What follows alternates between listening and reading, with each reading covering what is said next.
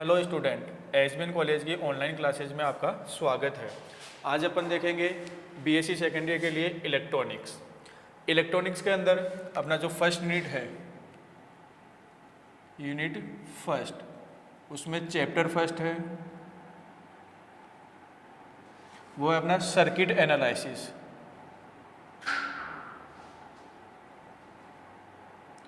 मतलब परिपथ विश्लेषण।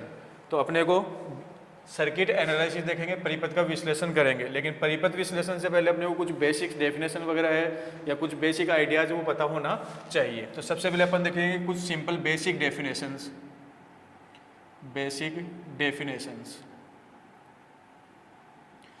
और जो ये डेफिनेशन है अपनी, वो सर्किट एनालिसिस से रिलेटेड डेफिनेशन ही होगी। तो फर्स्ट है अपनी नेटवर्क, मतलब जाल। तो सबसे पहले अपन देखेंगे जाल क्या होगा। इलेक्ट्रॉनिक्स को छोड़ दें, अपन नॉर्मल डेफिनेशन में देखें जाल होता क्या है। तो जाल की अपन बात करना चाहें तो सिंपल सा, अगर मैं जैसे अपने खेलकूद में यूज में लेते हैं तो जाल की बात करूं तो मैं कुछ ऐसा बना सकता हूं। ये अपना क्या है, एक तरीके का जाल है। जाल मतलब बहुत सारे अलग अलग कंपोनेंट, छोटे छोटे कंपोनेंट है। ये कह दूं मेरा एक छोटा कंपोनेंट है, कि दूसरा कंपोनेंट है, कि तीसरा कंपोनेंट है, चौथा कंपोनेंट, पांचवा, मतलब ऐसे बहुत सारे अलग अलग छोटे छोटे कंपोनेंट से मिलकर क्या बनेगा, एक नेटवर्क या जाल बनता है। इलेक्ट्रॉनिक्स के रूप में देखेंगे नेटवर्क क्या होगा, कुछ ऐसा ही होगा। यहाँ जो कंपोनेंट ले रहे हैं उन कंपोनेंट की जगह अपन बात कर लें इलेक्ट्रिक कंपोनेंट। अब वो इलेक्ट्रिक कंपोनेंट क्या होंगे, तो इलेक्ट्रिक कंपोनेंट फॉर एग्जांपल अपन कह सकते हैं रेजिस्टेंस, प्रतिरोध, इंडक्टेंस,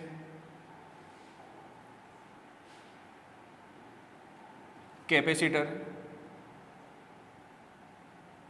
डायोड, ट्रांजिस्टर, बैटरी, और भी बहुत सारे हो सकते हैं। तो कुछ इलेक्ट्रिक कंपोनेंट एग्जाम्पल के तौर पे हो गए resistance, inductance, capacitor, diode, transistor, battery. तो इन सब का कॉम्बिनेशन, अब ये सारे कंबाइंड कैसे होंगे, ये सारे कंबाइंड होंगे किसी इलेक्ट्रिक सर्किट के द्वारा। तो ये सारे कंपोनेंट किसी इलेक्ट्रिक सर्किट से जुड़कर क्या बनाएंगे, नेटवर्क। तो नेटवर्क की अगर अपन डेफिनेशन देना चाहें तो डेफिनेशन के रूप में अपन कह सकते हैं कि बहुत सारे विद्युत सोर्स, जो कि बैटरी के रूप में हो सकता है या कोई एसी या डीसी सोर्स, एसी सोर्स भी हो सकता है। तो बहुत सारे एसी सोर्स या बहुत सारी बैटरियां, और साथ में बहुत सारे इलेक्ट्रिक कंपोनेंट जो कि resistance, inductance, capacitor, diode, transistor या बैटरी वगैरह कुछ भी हो सकता है। तो इन सब का कॉम्बिनेशन मिलकर क्या बनाएगा, नेटवर्क बनाएगा। अब जो नेटवर्क है वो अपने सोर्स के आधार पे दो प्रकार से अपन बता सकते हैं कि नेटवर्क के प्रकार कितने होंगे। तो सोर्स के आधार पे नेटवर्क है वो दो प्रकार के होंगे, एक्टिव नेटवर्क और सेकंड है पैसिव नेटवर्क। एक्टिव और पैसिव नेटवर्क, एक्टिव सक्रिय नेटवर्क और पैसिव निष्क्रिय नेटवर्क। सक्रिय क्या होगा, तो इसमें कुछ ना कुछ एक्टिव कंपोनेंट होना चाहिए। अब एक्टिव कंपोनेंट के रूप में क्या है अपने यहाँ पे, तो एक्टिव कंपोनेंट के रूप में अपना होगा सोर्स मतलब बैटरी, एग्जाम्पल के तौर पे बैटरी ले सकते हैं। तो ऐसा कोई भी नेटवर्क जिसके अंदर सोर्स के रूप में बैटरी हो या कोई एसी सोर्स उपलब्ध हो, तो वो नेटवर्क कहलाएगा active network. Passive network just opposite कह सकते हैं कि इसके अंदर कोई भी सोर्स है वो अवेलेबल नहीं होगा। तो ऐसा कोई भी नेटवर्क जिसके अंदर जो सोर्स है मतलब बैटरी है या कोई एसी सोर्स है वो अवेलेबल नहीं है, तो वो नेटवर्क कहलाएगा अपना पैसिव नेटवर्क। तो सोर्स के आधार पर नेटवर्क हो गए, वो दो प्रकार के हो गए। ऐसे ही अपन सोर्स की जगह टर्मिनल्स के आधार पे देखें, सोर्स के अलावा टर्मिनल्स के आधार पे देखें, तो टर्मिनल्स के आधार पे नेटवर्क मेनली तीन प्रकार के होंगे। सोर्स के आधार पे, ये टर्मिनल्स के आधार पे जो नेटवर्क है मेनली तीन प्रकार के कौन कौन से, फर्स्ट है फोर टर्मिनल नेटवर्क,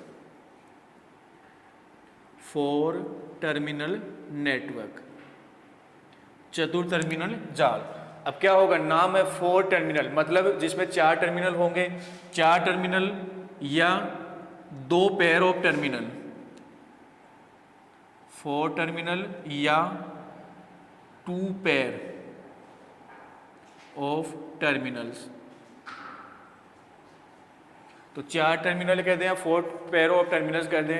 अगर मैं एक सिंपल सा ब्लॉक डायग्राम बनाऊं इसके लिए, 4 टर्मिनल का ब्लॉक डायग्राम,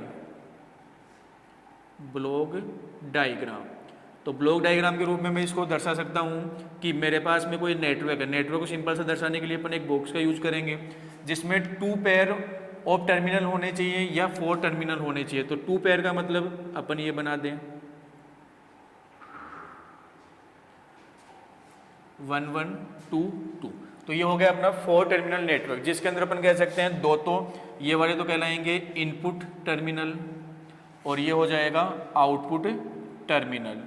तो 2 इनपुट टर्मिनल है और 2 ही क्या है, आउटपुट टर्मिनल। तो कुल मिला के टोटल हो गए 2 पेयर हो गए, या कहते हैं कि 4 टर्मिनल हो गए। तो इसी के आधार पर इनको नाम दे दिया 4 टर्मिनल नेटवर्क। अब सेकेंड है अपना 4 टर्मिनल के बाद में 3 टर्मिनल नेटवर्क। 3 terminal network.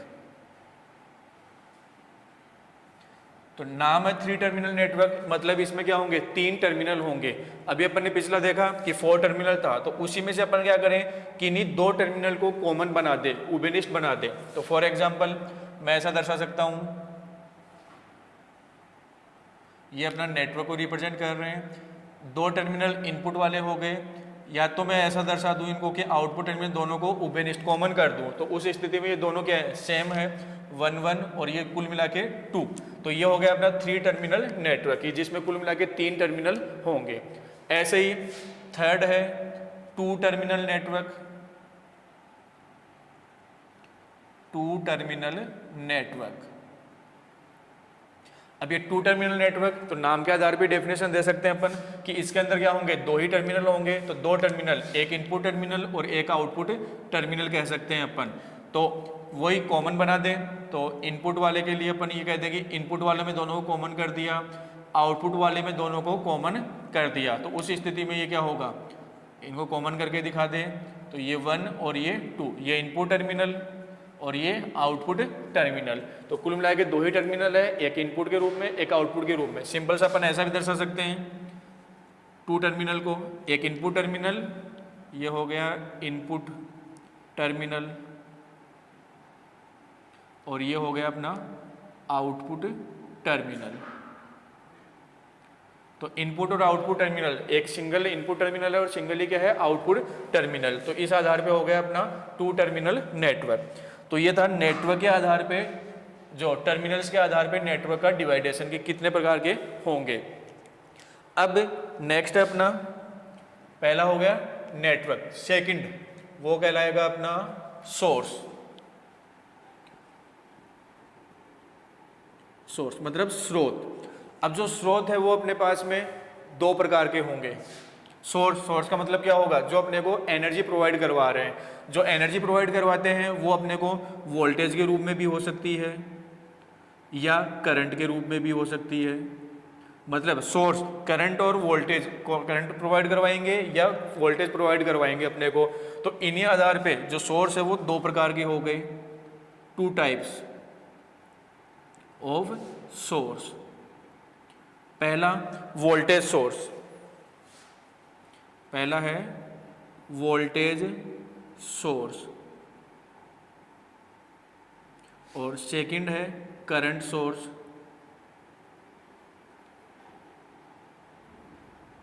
पहला वोल्टेज सोर्स है, दूसरा है करंट सोर्स। तो सोर्स के आधार पे जो टाइप्स है, अपने सोर्स के टाइप्स हैं वो 2 प्रकार के होंगे, या तो वोल्टेज सोर्स होगा या करंट सोर्स होगा। ये दोनों भी 2 प्रकार के हो सकते हैं, जो कि नॉर्मली एक रियल सोर्स हो सकता है और दूसरा है आइडियल सोर्स। मतलब ये दोनों भी 2 प्रकार के हो सकते हैं, आइडियल सोर्स और रियल सोर्स, जो कि क्या है वो अभी अपन देखते हैं। तो सबसे पहले अपन बात कर लेते हैं वोल्टेज सोर्स की। तो फर्स्ट है अपना वोल्टेज सोर्स।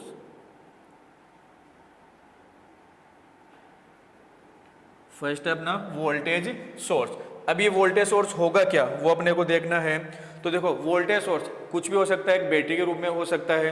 तो ऐसा कोई भी वोल्टेज सोर्स जिसमें इंटरनल रेजिस्टेंस 0 हो। कंडीशन क्या है, ऐसा कोई भी वोल्टेज सोर्स होगा जिसमें इंटरनल रेजिस्टेंस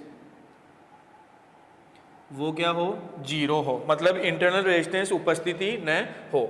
और साथ में ही कोई भी अगर एक्सटर्नल लोड लगाते हैं, किसी भी एक्सटर्नल लोड या एक्सटर्नल लोड के किसी भी मान के लिए जो वोल्टेज है वो कांस्टेंट रहे, वोल्टेज है वो कांस्टेंट बनी रहे। मतलब ऐसा कोई भी वोल्टेज सोर्स जिसमें इंटरनल लोड उपस्थित, इंटरनल रेजिस्टेंस या इंटरनल प्रतिबाधा है वो उपस्थित न हो, साथ में एक्सटर्नल लोड के किसी भी मान के लिए जो वोल्टेज है वो कांस्टेंट बनी रहे, तो उस स्थिति में जो सोर्स होगा या जो वोल्टेज सोर्स होगा वो कैसा कहलाएगा, आइडियल वोल्टेज सोर्स।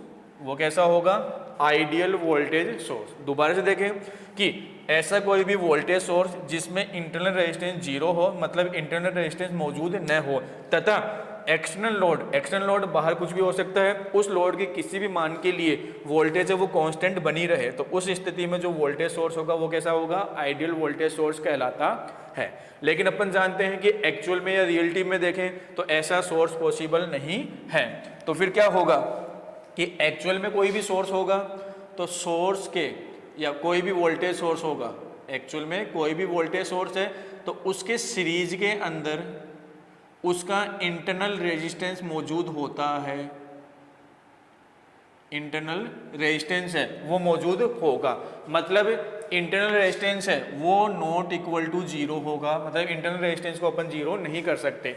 तो जितने भी सोर्स होंगे वो आइडियल न होके क्या होंगे, रियल सोर्स, मतलब कि उसके सीरीज में कुछ ना कुछ इंटरनल रेजिस्टेंस होगा ही होगा।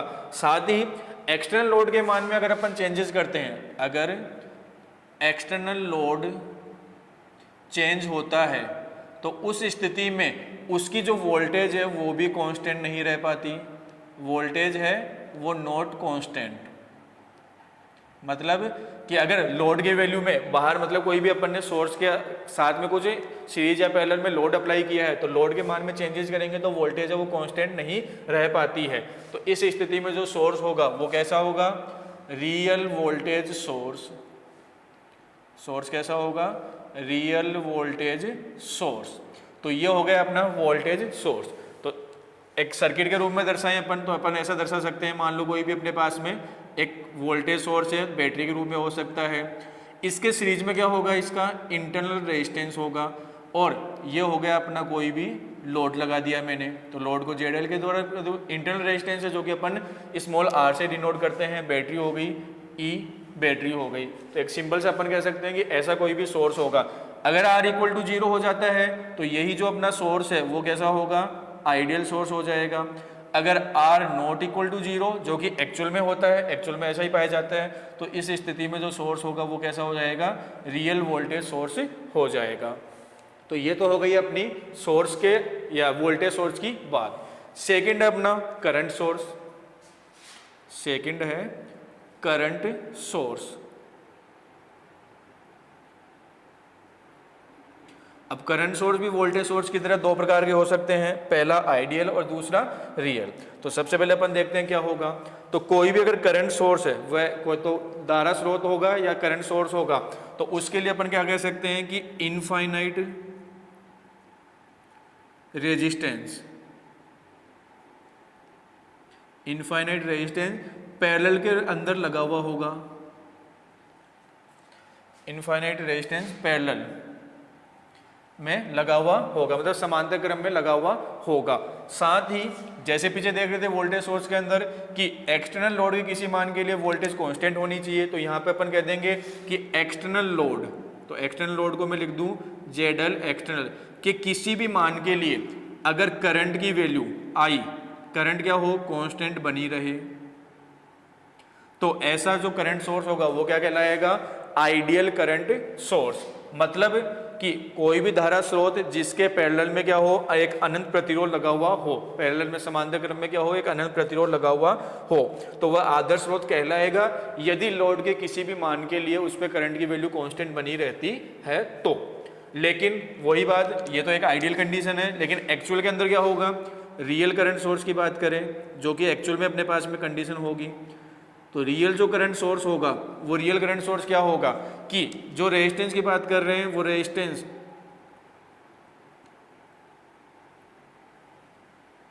रेजिस्टेंस होगा वो क्या होगा, फाइनाइट, इनफाइनाइट पॉसिबल नहीं है। तो इनफाइनाइट की जगह क्या होगा, कोई फाइनाइट रेजिस्टेंस होगा। साथ में एक्सटर्नल लोड के किसी मान के लिए भी, एक्सटर्नल लोड के किसी भी मान पे अपन देखें, मतलब अलग अलग एक्सटर्नल लोड की वैल्यू चेंज करते जाएं, तो जो अपने पास में करंट है वो कांस्टेंट नहीं रहती, करंट है वो कांस्टेंट नहीं रहेगी, करंट है वो कांस्टेंट बनी हुई नहीं रह पाती। तो इस स्थिति में वो करंट सोर्स क्या कहलाएगा, रियल करंट सोर्स कहलाता है। तो सिंपल सा कह दूं कि अगर धारा स्रोत है, धारा स्रोत के पैरेलल के अंदर कोई फाइनाइट रेजिस्टेंस लगा हुआ है और एक्सटर्नल लोड के किसी मान के लिए जो धारा की वैल्यू है वो कांस्टेंट बनी हुई नहीं रह पाती है, तो इस स्थिति में वो क्या कहलाएगा, रियल करंट सोर्स कहलाता है। अब ये हो गया अपना सोर्स। सोर्स के बाद में अपन देखेंगे इम्पीडेंस। हाँ, नेक्स्ट है अपनी इम्पीडेंस। नेक्स्ट अपनी इम्पीडेंस। इम्पीडेंस प्रतिबाधा। अब जो प्रतिबाधा है नॉर्मल रूप से अपन देखें तो प्रतिबाधा सिंपल सा कह सकते हैं रेजिस्टेंस। अगर मैं आर की बात कर रहा हूं तो रेजिस्टेंस, अगर मैं इंडक्टेंस एल की बात कर रहा हूं तो वो इंडक्टिव इम्पीडेंस हो जाएगी। अगर मैं सी की बात कर रहा हूं तो वो जो कैपेसिटेंस इम्पीडेंस हो जाएगी। तीनों को कंबाइंड रूप से अपन कह सकते हैं इम्पीडेंस का नाम अपन दे सकते हैं। अब जो इम्पीडेंस है यहां अपन देखें नेटवर्क के रूप में, तो इम्पीडेंस होगी लीनियर इम्पीडेंस, रेखिक प्रतिबाधा। अब रेखिक प्रतिबाधा नाम है रेखिक, लीनियर, तो लीनियर शब्द का क्या मतलब होगा यहाँ पे, तो अगर अपन वोल्टेज और करंट V और I के मध्य कोई ग्राफ बनाए, तो अगर किसी एलिमेंट के लिए V और I के मध्य ग्राफ एक सरल रेखा आती है तो उस स्थिति में वो जो इम्पीडेंस है वो क्या कहलाएगी, linear impedance. For example resistance की बात करूं मैं, तो रेजिस्टेंस के लिए अगर VI कर्व बनाता हूं तो वो एक सरल रेखा होगी, VI कर्व वो एक सरल रेखा होगी। तो इस स्थिति में जो R है वो क्या कहलाएगा, लीनियर इम्पीडेंस। सेम ऐसे ही L और C की बात करें तो L और C के लिए भी अगर अपन ग्राफ की बात करेंगे वो एक सरल रेखा ही होगी, वोल्टेज और करंट। तो अगर किसी भी कंपोनेंट के लिए वोल्टेज और करंट में खींचा गया कर्व एक सरल रेखा प्राप्त होती है तो उस स्थिति में उस कंपोनेंट की जो इम्पीडेंस है वो क्या कहलाएगी, लीनियर इम्पीडेंस। इनके लिए अगर रिलेशन देखें तो अपन रेजिस्टेंस, तो रेजिस्टेंस के लिए वोल्टेज और करंट के अंदर रिलेशन देखें तो अपन लिख सकते हैं V = RI। L के लिए वोल्टेज और करंट में रिलेशन देखें तो वो होगा L di/dt। L इंडक्टेंस हो जाएगी, I करंट है ही। C के लिए देखें तो C के लिए वोल्टेज का relation V = 1/C ∫I dt। Simple सा होता है V = Q/C, Q को अपन इंटीग्रेशन I dt करंट के रूप में अपन शो कर सकते हैं। तो ये हो जाएगा R, L और C के लिए V और I के मध्य रिलेशन, जो कि एक अपने को कर्व, जो लीनियर कर्व हो उसके रूप में प्राप्त होगा। तो लीनियर इम्पीडेंस हो गई। इसी के अपोजिट देखें नॉन लीनियर इम्पीडेंस, मतलब अरेखीय प्रतिबाधा। तो अरेखीय प्रतिबाधा क्या होगी, जस्ट अपोजिट कर दो। जस्ट अपोजिट क्या करें कि अगर वोल्टेज और करंट के मध्य ग्राफ खींचे तो ग्राफ कैसा हो, नॉन लीनियर। जो कर्व है वो कैसा है, नॉन लीनियर। फॉर एग्जांपल अगर मैं बात करूं डायोड, ट्रांजिस्टर, इनके कर्व, डायोड के कर्व की बात करूं तो फॉरवर्ड और रिवर्स बायस में अपने को कर्व प्राप्त होंगे। तो डायोड का कर्व कुछ ऐसा होगा, इधर मैं ले लूं वोल्टेज और इधर करंट, ये तो हो गया फॉरवर्ड बायस का। रिवर्स बायस का कुछ इस प्रकार से, फॉरवर्ड बायस और ये हो गया अपना रिवर्स बायस। तो फॉरवर्ड बायस और रिवर्स बायस में कर्व अपन देख सकते हैं कि जो कर्व है वो कैसा है, नॉन लीनियर, मतलब अरेखीय कर्व है। सिमिलरली ट्रांजिस्टर का देखूं, जैसे एक फॉर एग्जांपल कॉमन बेस जो इनपुट कैरेक्टरिस्टिक कर्व है, तो वो इनपुट कैरेक्टरिस्टिक कर्व कुछ इस प्रकार के प्राप्त होंगे अपने को। जो आउटपुट कैरेक्टरिस्टिक कर्व तो इस प्रकार का होगा, और इनपुट कैरेक्टरिस्टिक कर्व की बात करूं तो वो कर्व कुछ इस प्रकार के प्राप्त होंगे। ये इनपुट कैरेक्टरिस्टिक कर्व और आउटपुट कैरेक्टरिस्टिक कर्व जो कि अपन देख सकते हैं कैसे हैं, नॉन लीनियर कर्व। तो इसका मतलब डायोड और ट्रांजिस्टर की जो इम्पीडेंस होगी, जो प्रतिबाधा होगी, वो कैसी होगी, नॉन लीनियर इम्पीडेंस होगी। जबकि RLC इनकी जो इम्पीडेंस होगी वो कैसी होगी, लीनियर इम्पीडेंस होगी। इसी के आधार पे, डायरेक्शन के आधार पे इम्पीडेंस देखें तो वो अपन कह सकते हैं बाईलेटरल इम्पीडेंस। बाईलेटरल इम्पीडेंस, मतलब द्विपार्श्विक प्रतिबाधा। क्या होगी द्विपार्श्विक? मतलब डबल डायरेक्शन, कि अगर अपन करंट की डायरेक्शन को अपोजिट कर दे, विपरीत कर दे, तो अगर इम्पीडेंस के मान में कोई चेंजेस न हो तो उस स्थिति में वो प्रतिबाधा क्या कहलाएगी? Bilateral impedance. For example resistance है मेरे पास में R, इसमें करंट चाहे इधर से फ्लो करो चाहे करंट इधर से फ्लो करो, इसके रेजिस्टेंस के मान में कोई फर्क नहीं आएगा। सिमिलरली इंडक्टेंस है L है, सिमिलरली कैपेसिटर है C है, तो इनके अंदर करंट की डायरेक्शन कुछ भी कर लो, मतलब अपोजिट भी कर ले, तो भी इनके जो R है, XL प्रेरणिक प्रतिघात, XC धारतीय प्रतिघात, इनके मान में कोई चेंजेस नहीं आता है। तो इस स्थिति में इनकी इंपीडेंस क्या कहलाएगी? बाईलेटरल इंपीडेंस कहलाती है। इसका जस्ट अपोजिट देखें, non bilateral impedance. Non bilateral impedance, तो नॉन बाईलेटरल अद्विपार्श्विक प्रतिबाधा, मतलब अगर करंट की डायरेक्शन अपन विपरीत कर देते हैं तो उस स्थिति में प्रतिबाधा का मान चेंजेस हो जाता है। कहाँ होगा ऐसा? तो फॉर एग्जांपल वही डायोड, ट्रांजिस्टर, दोनों के अंदर बायस, फॉरवर्ड बायस और रिवर्स बायस। अपन जानते हैं कि डायोड और ट्रांजिस्टर दोनों में फॉरवर्ड बायस के अंदर रेजिस्टेंस कुछ अलग होता है जो कि अप्रोक्सीमेट 0 कह सकते हैं, और रिवर्स बायस के अंदर रेजिस्टेंस है वो कुछ अलग होगा जो कि अप्रोक्सीमेट इनफाइनाइट कह सकते हैं, मतलब बहुत हाई। अप्रोक्सीमेट 0 मतलब लो इम्पीडेंस हो गया, रेजिस्टेंस होगा, और रिवर्स बायस के अंदर हाई रेजिस्टेंस या हाई इम्पीडेंस होती है। तो करंट की डायरेक्शन फॉरवर्ड और रिवर्स बायस में फर्क क्या है? अपन करंट डायरेक्शन को अपोजिट कर देते हैं, करंट डायरेक्शन है वो अपोजिट हो जाती है, तो करंट की डायरेक्शन अपोजिट करते ही क्या हो गया? इनका रेजिस्टेंस चेंज हो जाता है। तो ये कहलाएगी अद्विपार्श्विक प्रतिबाधा या non bilateral impedance. Next definition है अपनी ब्रांच, शाखा। तो शाखा क्या होगी? तो शाखा देखने के लिए अपन एक सिंपल सा डायग्राम बनाते हैं। कुछ रेजिस्टेंस ले लेता हूं मैं,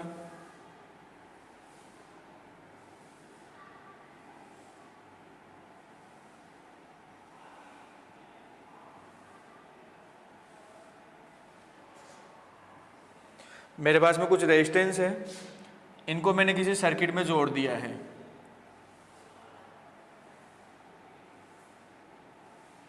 तो ये वाला अपने पास में एक सर्किट है और बहुत सारे इलेक्ट्रिक कंपोनेंट, मतलब जैसे बैटरी जुड़ा हुआ है, रेजिस्टेंस जुड़ा हुआ है, तो ये सारा मिला के क्या कहलाएगा? अपना नेटवर्क, जो अपन ने फर्स्ट डेफिनेशन देखी थी।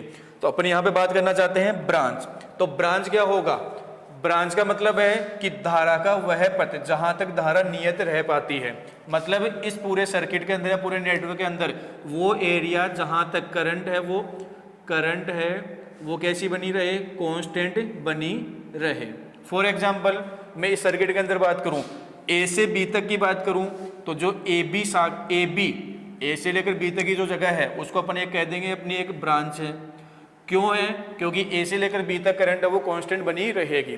इसके आगे बात करें, ए से बी तक जो करंट होगी वो बी से सी और बी से एफ दो तरफ डिवाइड होगी, तो करंट इधर होगी, इधर चली जाएगी, तो आगे जाके करंट चेंज हो गई, तो जहां तक नियत करंट बनी रहेगी वो एक ब्रांच हो गई। लेकिन बी से सी तक देखें जो भी करंट होगी वो कांस्टेंट रहेगी, बी से एफ तक देखें वो करंट कांस्टेंट रहेगी। सिमिलरली सी से डी तक देखें वहां तक करंट कांस्टेंट रहेगी, सी से ई जो भी करंट होगी वो कांस्टेंट बनी रहेगी।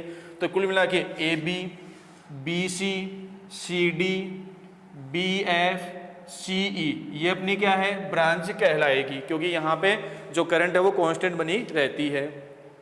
नेक्स्ट है नोड, मतलब संधि, नोड या जंक्शन भी कह सकते हैं।